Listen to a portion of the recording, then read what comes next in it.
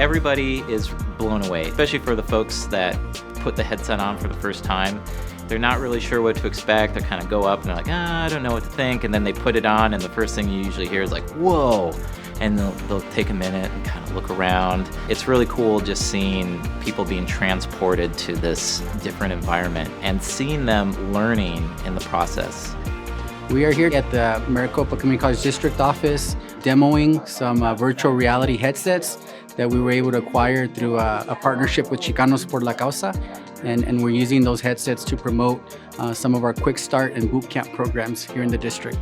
This partnership is using the technology to really promote these next generation jobs that are coming very fast here in the Valley and across the United States. Now we're currently using it as a way to promote our programs and as a recruitment tool, but certainly in the future we could definitely use them in the classroom, create more experiences in VR to simulate those things that potential employees would be doing at the companies through these VR headsets.